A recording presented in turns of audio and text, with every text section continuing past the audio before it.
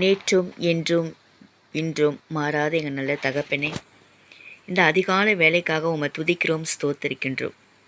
இந்த நாளை கொடுத்த கிருபைக்காக நன்றி ஆண்டவரே. இந்த அதிகாலை வேளையில் உம்மை துதிக்க, உம்மை தேட, உம்மிடத்தில் உங்கள் பாதத்தில் அமர எங்களுக்கு ஒரு வாய்ப்பு கொடுத்த கிருபைக்காக நன்றி ஆண்டவரே. ஏசப்பா, அன்றைக்கான அப்பத்தை எங்களுக்கு தாங்க ஆண்டவரே.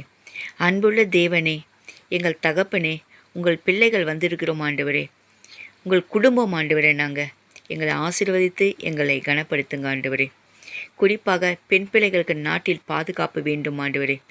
பாலியல் வன்கொடுமைகள் தடுக்கப்படணும் ஆண்டவரே. இப்பொழுதும் அண்ணா யூனிவர்சிட்டியில் ஒரு பெண் பாலியல் வன்கொடுமைக்கு பாதிக்கப்பட்டு உள்ளாள் ஆண்டவரே. அந்த பெண்ணுக்கு மன தைரியத்தையும் நம்பிக்கையும் தாங்க ஆண்டவரே. உடல் ரீதியாகவும் மன ரீதியாகவும் எந்தவித பாதிப்பும் வராதபடி ஏசப்பா, நீங்கள் ஒரு நம்பிக்கையும் அந்த பெண் பிள்ளையை ஆசீர்வதிங்க ஆண்டவரே. அந்த குடும்பத்திற்கு ஒரு தைரியத்தை தாங்கப்பா ஆண்டவரே. குற்றவாளி சீக்கிரமாக தண்டிக்கப்படணும் ஆண்டவரே. எந்த விதத்திலும் குற்றவாளி தப்பித்து போகக்கூடாது ஆண்டவரே. ஆண்டவரே, பெண்களுக்கு எதிராக நடக்கும் கொடுமைகளிலிருந்து விடுதலை பெற நாட்டில் சட்டத்திட்டங்கள் கடுமையாக்கப்படணும் ஆண்டவரே. அதற்கான ஆலோசனையை நீங்கள் தாங்க ஆண்டவரே. எங்களால் ஒன்றும் முடியாது ஐயா, உங்களால் மாத்திரமே சரி பண்ண முடியும் ஆண்டவரே.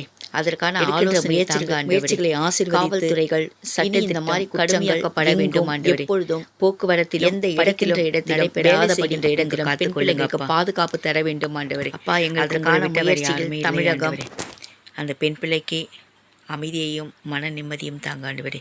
இதே மாதிரி நிறைய இடத்தில் இந்த மாதிரி பாதிப்புகள் நடந்து கொண்டிருக்கின்றன. பெண் பிள்ளைகளுக்கு பாதுகாப்பு கொடுங்க.